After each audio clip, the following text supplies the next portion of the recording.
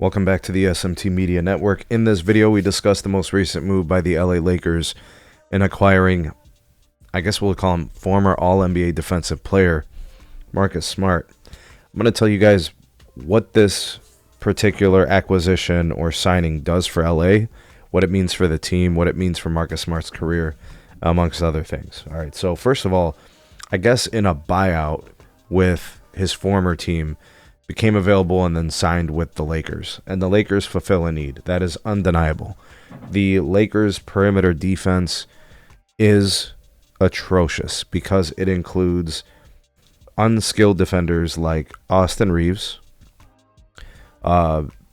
gamblers like Luka Doncic, right, and not very athletic and poorly conditioned throughout parts of his career and those kind of things. And then the elderly former star in LeBron James when it comes to on play on the court. His position where he should be defending is not the perimeter, right? And you get that with Marcus Smart. You get a guy that, in theory, gives you a perimeter defender who won a DPOY as recent as a few years ago, right? It hasn't even been that long. So he brings a capable defensive presence to the perimeter of that team, which is an extreme need. Now, with that type of help, you think about offensively what he could do for you. Not much. He isn't going to bring much to the table. He will be relegated to spot-up shooting, maybe a couple seconds on the shot clock. One of the other three main offensive players couldn't get free, couldn't get a clean look. They'll drop it off to him if he's lightly guarded or unguarded on a double team or something like that. And he'll make like 30% or something, whatever it's going to be.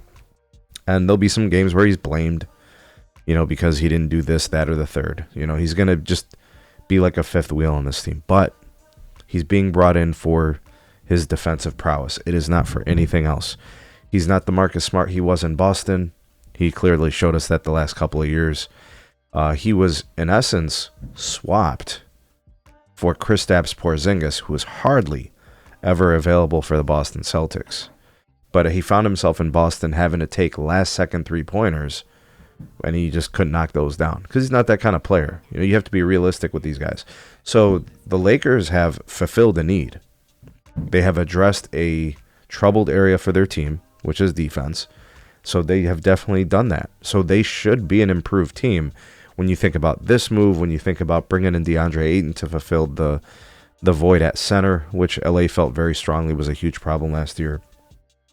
They're addressing these needs, and they bring him in, I think, on a short-term deal. So, they want the financial flexibility for next year and the year after. They're obviously building towards a future with Luka, putting players around him that makes sense for him and what you put together and making a finals run or finals runs, right? Championship era of Luka, So, in my opinion, this is a solid move for them. I don't really see the downside. Just don't get your hopes up and think you're getting an all-NBA player at this point. That's just unrealistic. But in terms of a solid addition, definitely having a place on this team, fulfilling a need, a sorely needed attention fix for the Lakers. Anyways, let me know what you guys think of the signing, what you think of the deal, and how this helps the Lakers moving forward. Drop me some comments. Like, share, subscribe. Check out some more videos. See you guys soon on the next one.